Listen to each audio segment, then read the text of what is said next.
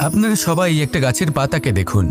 যতক্ষণ পর্যন্ত গাছের সাথে মানে গাছের ডালের সাথে জুড়ে থাকে সে সবুজ থাকে, বাতাসের সাথে সে নড়তে থাকে।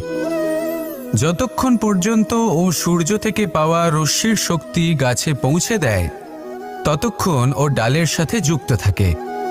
কিন্তু যখন সেই পাতা শুকিয়ে যায় তখন তার কোনো গুরুত্ব থাকে না। সেই পাতা গাছের ডালে এবং বৃক্ষের কাছে বোঝা হয়ে থেকে যায়। এবং এমন এক সময় আসে যখন সেই ডালটি শুকনো সেই পাতাকে পরিত্যাগ করে। এটাই আমরা এই প্রকৃতিতে দেখি এবং এটাই হলো সত্য। আর এটাই আমাদের জীবনে খুব বড় একটা শিক্ষা। যদি আপনিও নিজের জীবনে নিজের আপনজনদের কাছে বোঝা স্বরূপ হয়ে দাঁড়ান, তাহলে তারা আপনাকে যতই ভালোবাসুক না কেন, ওনারা যদি নাও চান তাহলেও এমন এক দিন আসবে যখন আপনার আপনজন আপনাকে পরিত্যাগ করবে।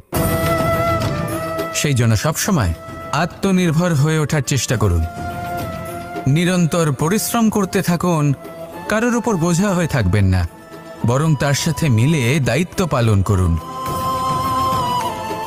এমনটা করবেন তাহলে আপনার সম্মানও বজায় থাকবে এবং সম্পর্কের মধ্যে আপনার মূল্যও বজায় থাকবে। আসুন আর আমার সাথে ভালোবেসে বলুন, রাধা রাধা। প্রেম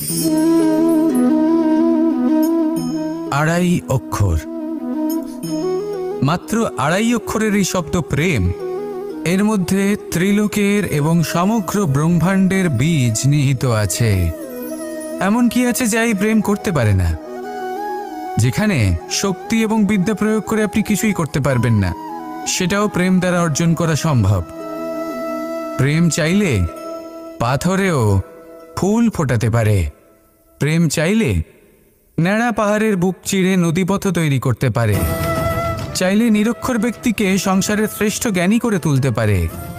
শুধুমাত্র এই প্রেমের জন্য সবার দুষ্ট কানাই ঘনশ্যাম হয়ে উঠেছিল।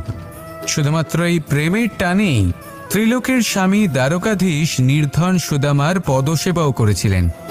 এই প্রেম হলো সংসারের সবথেকে বড় শক্তি। এই সংসারের আধার হলো প্রেম। এমন কিচ্ছু নেই যা এই প্রেমের পক্ষে সম্ভব নয়। যেখানে বিদ্যা এবং শক্তি সাহায্য করতে পারে না, সেখানে এই প্রেম আপনাকে জয়ী করে দিতে পারে। তাহলে আসুন আর আমার সাথে ভালোবেসে বলুন, রাধা রাধা।